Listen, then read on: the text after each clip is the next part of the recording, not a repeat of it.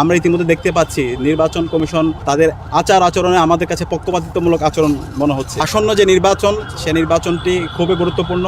আমরা যারা তরুণরা আছি, বাংলাদেশের তরুণরা, তারা প্রায় 3 কোটি তরুণ আছে, তারা গত 3 মেয়াদে ভোট দিতে পারেনি। তো সকল নাগরিকরা যেন সুস্থভাবে ভোট দিতে পারে এবং একটি ফ্রি, ফেয়ার, ক্রেডিবল, ট্রান্সপারেন্ট যেন আমরা একটা নির্বাচনের ব্যবস্থা করতে পারি, সেই জন্য সকল অংশীজনদেরকে সাথে নিয়ে আমরা আমাদের কাজ করব। আমরা রাজনৈতিক দলগুলোকে আহ্বান করব আমরা যেন সবাই দায়িত্বশীল আচরণ করি। বিগত সময়ে আমরা দেখতে পেয়েছি ইঞ্জিনিয়ারিং এর মাধ্যমে বিভিন্ন নির্বাচন সংগঠিত হয়েছে, মাসল পলিটিক্সের আমরা নির্বাচন আমরা দেখতে পেয়েছি। এই ধরনের নির্বাচন আমরা চাই না। আমরা চাই একটা ফ্রি, ফেয়ার নির্বাচন হবে, ভোটাররা যাবে, নির্বিঘ্নে ভোট দিবে, তাদের যাদের পছন্দের প্রার্থী যেই হোক তাকে ভোট দিবে। কিন্তু ভোটারদের উপর হস্তক্ষেপ করা, তাদেরকে ভয় দেখানো, সেই ধরনের কোনো আমরা নির্বাচন আমরা দেখতে চাই না। সেই জায়গায় নির্বাচন কমিশনকে অনুরোধ করব একটা লেভেল প্লেইং ফিল্ড তৈরি করার জন্য তারা কাজ করবে। কোনো দলের প্রতি যেন পক্ষপাতিত্বমূলক আচরণ না হয়।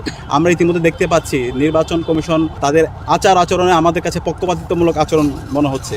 আমরা আশা করব সবার জন্য যেন সমতল মাঠ থাকে এবং একই সাথে রাজনৈতিক দলগুলো তারা যেন তাদের জায়গা থেকে দায়িত্বশীল আচরণ করে। এবং আমরা কথা দিচ্ছি বাংলাদেশে ইনসাফের পক্ষে যারা থাকবে, যারা জনগণের ক্ষমতা জনগণের হাতে যারা ফিরিয়ে দিবে, আমরা তাদেরকে আমরা সমর্থন দেব ইনশাআল্লাহ। একই সাথে আমাদের এই নির্বাচনে গণভোটকে বিজয়ী করা হচ্ছে, এটা আমাদের দায়িত্ব।